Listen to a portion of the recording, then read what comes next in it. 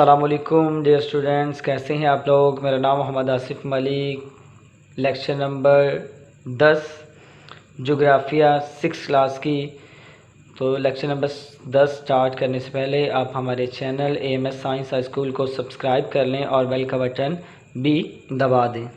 جغرافیہ چھٹی جماعت کے لیے لیکچر نمبر 10، باب نمبر 3، زمین اور انسان کا گھر، ارتھ as a human for human being.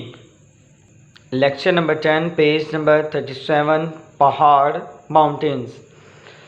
پہاڑی علاقوں میں رہنے والے لوگ اس لیے جسمانی طور پر زیادہ مضبوط ہوتے ہیں کیونکہ وہ ایک مشکل ماحول میں زندگی گزارتے ہیں۔ پہاڑوں پر وسیع ہموار سطح دستیاب نہیں ہوتی، اس لیے ڈھلوانوں کو زینے کے اندر میں کاٹ کر چھوٹے چھوٹے کھیت بنائے جاتے ہیں جن میں محدود پیمانے پر فصلیں اگائی جاتی ہیں، جن میں مکئی، چاول، چائے اور پھل اہم ہیں۔ پہاڑوں پر سردیوں کا موسم کافی شدید ہوتا ہے، برف باری کے باعث زندگی مفلوج ہو کر رہ جاتی ہے۔ پہاڑی علاقوں میں چونکہ وہ زیادہ بلندی پر ہوتے ہیں اور وہاں پہ برف باری زیادہ ہوتی ہے، جب برف باری ہوتی ہے تو وہاں کا جو نظام ہے وہ بالکل رک جاتا ہے۔ البتہ گرمیوں کا موسم خوشگوار ہوتا ہے۔ سطح ہموار نہ ہونے کی وجہ سے سڑکوں اور ریلوے لائنوں کا جال بچھانا کافی مشکل کام ہوتا ہے۔ پہاڑوں میں گھنے جنگلات پائے جاتے ہیں، اس لیے لکڑیاں کاٹنا اہم معاشی سرگرمی ہے۔ پہاڑی علاقے دنیا کے خوبصورت سیاحتی مقامات میں شمار ہوتے ہیں۔ نمبر 2، پلینز، میدان پہاڑوں کے مقابلے میں آسان ماحول فراہم کرتے ہیں۔ میدان یعنی ہموار علاقے میدان کہلاتے ہیں۔ میدان چونکہ بہت وسیع ہموار علاقوں پر مشتمل ہوتے ہیں، اس لیے فصلیں اگانے، صنعتیں لگانے اور مختلف ذرائع آمد و رفت کا جال بچھانے میں آسانی رہتی ہے۔ میدانی علاقوں میں آب و ہوا بھی پہاڑوں کی طرح زیادہ شدید نہیں ہوتی ہے، یہی وجہ ہے کہ میدان پہاڑوں کے مقابلے میں زیادہ گنجان آباد ہوتے ہیں۔ یعنی میدان ایسے علاقے ہوتے ہیں جو ہموار ہوتے ہیں، فصلیں پائی جاتی ہیں، سڑکوں کا جال بچھا ہوتا ہے، زندگی زیادہ آسان ہوتی ہے پہاڑوں کی نسبت، تو اسی لحاظ سے یہ زیادہ گنجان آباد ہیں، یعنی یہاں پر آبادی زیادہ ہوتی ہے۔ دنیا کی تقریباً 80% آبادی میدانوں میں رہتی ہے۔ تو یہ تھا لانگ کویسچن نمبر 4 کا ہمارا آنسر پیج نمبر 37 پر۔ پیج نمبر 38، ریگستان، ڈیزرٹ، صحرا۔ ریگستان میں بارش انتہائی کم ہوتی ہے، اس لیے ریگستانوں میں مستقل دریا نہیں ہوتے۔ پانی کی قلت یعنی کمی کی وجہ سے ریگستانوں میں پودے نہیں اگتے، زیادہ تر کانٹے دار جھاڑیاں، کھجور کے درخت پائے جاتے ہیں، اس لیے ریگستانوں میں رہنے والے لوگ پانی اور خوراک کی تلاش میں خانہ بدوشوں کی طرح زندگی گزارتے ہیں۔ اب ریگستان میں پانی کی قلت ہوتی ہے، ریگستان میں مستقل دریا نہیں ہوتے ہیں، ریگستان میں زیادہ فصلیں نہیں پائی جاتی ہیں، اسی لیے وہاں کے لوگ مستقل طور پر وہاں رہائش پذیر نہیں ہوتے، وہ ہجرت کرتے رہتے ہیں۔ پانی اور انسان، واٹر اینڈ ہیومن بینگز۔ بہت قدیم زمانے میں جب انسان کے پاس ایک جگہ سے دوسری جگہ جانے کے لیے کوئی ذریعہ نہیں تھا تو اس نے پانی کے لہروں اور بہاؤ کے ساتھ مختلف پانیوں میں سفر کیا۔ اس طرح انسان نے پانی پر چلنے والی کشتیوں کی بدولت دنیا کو جاننا شروع کر دیا۔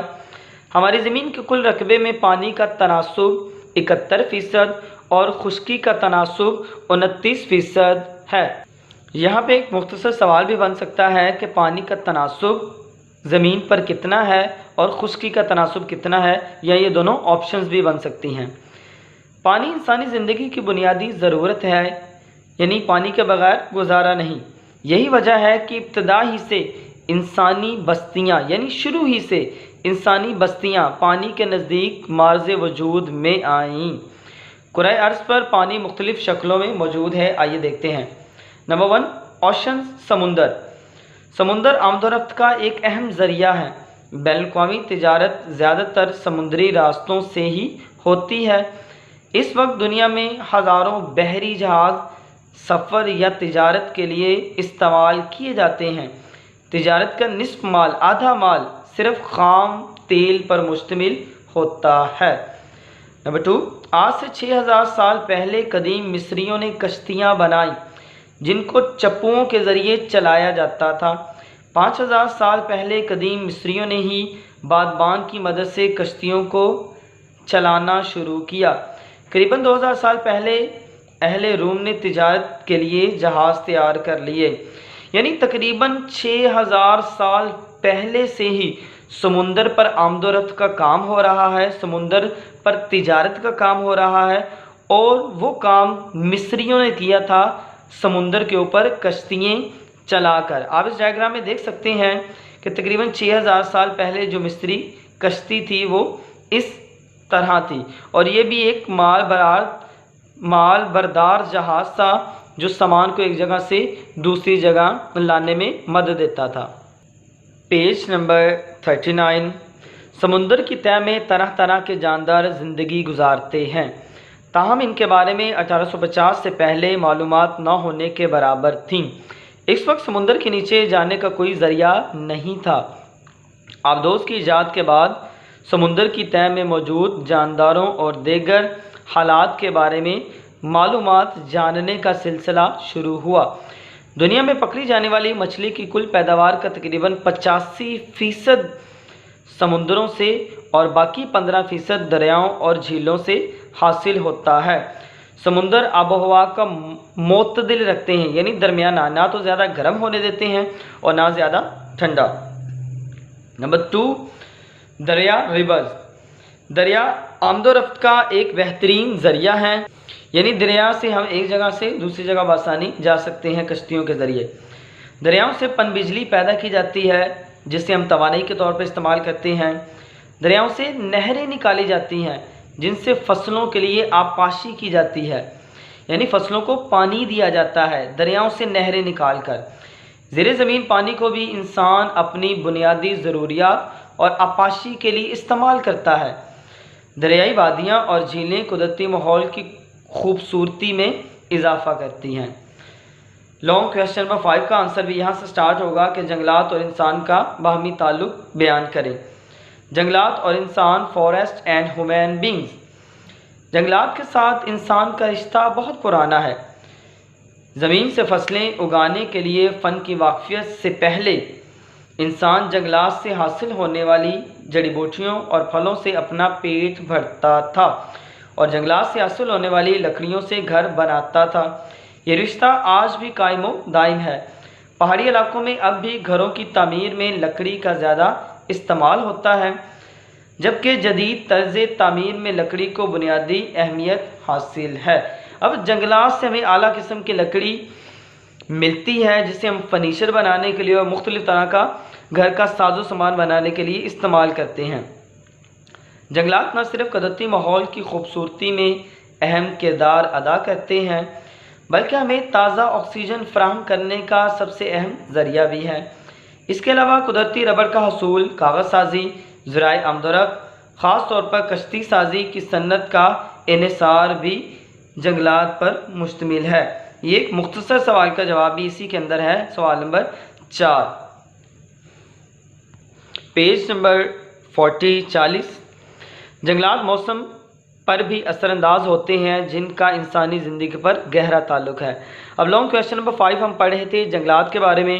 ایک تو ہم نے دیکھا کہ جنگلات سے وافر مقدار میں اعلیٰ قسم کی لکڑی استعمال کی جاتی ہے جسے گھروں کا فرنیچر وغیرہ بنانے کے لیے بھی استعمال کیا جاتا ہے۔ دوسرا ہم نے دیکھا کہ جنگلات موسم کو معتدل رکھنے میں مددگار ثابت ہوتا ہے۔ کیا آپ جانتے ہیں کہ کسی ملک کے 25 سے 30% حصے پر جنگلات کا ہونا ضروری ہے؟ پاکستان میں یہ تناسب 5% ہے، یعنی پاکستان میں صرف 5% حصے پر جنگلات مشتمل ہیں۔ دلچسپ معلومات میں خط استوا کے قریب قریب دنیا کے گھنے ترین جنگلات پائے جاتے ہیں جنہیں روف گارڈنز کے نام سے پکارا جاتا ہے۔ یہ آپ کا مختصر سوال بھی بن سکتا ہے کہ روف گارڈن किसे कहते हैं? नंबर 5 कुर्रा हयाती और इंसान, the living world and human beings. खुराक के हसूल के लिए इंसान मछली, परिंदों और जानवरों का शिकार करता है। इसके अलावा वो जानवरों से माहौल के मुताबिक कई काम लेता है। अब इस डायग्राम से देख सकते हैं कि यहाँ पर बर्फ़ानी कुत्तों से छकड़ा खींचा जा रहा है, हाथी की मदद से बाल बरादरी का काम लिया जा रहा है और बैलों की मदद से भी बाल बरादरी का काम लिया जा रहा है। मुख्तलिफ़ किस्म के माहौल में जानवरों से मुख्तलिफ़ किस्म के काम लिए जाते हैं। बर्फ़ानी इलाकों में कुत्ते बर्फ़ पर फिसलने वाली गाड़ियाँ खींचते हैं। आप इस डायग्राम में बखूबी देख सकते हैं। ऊँट को रेगिस्तान का जहाज़ कहा जाता है क्योंकि ये बग़ैर खाए पिए कई दिन गुजारा कर सकता है, इसलिए रेगिस्तानों में बाल बरादरी का काम ऊँट से लिया जाता है। भारी सामान की नकलो हमल का काम हाथियों से लिया जाता है।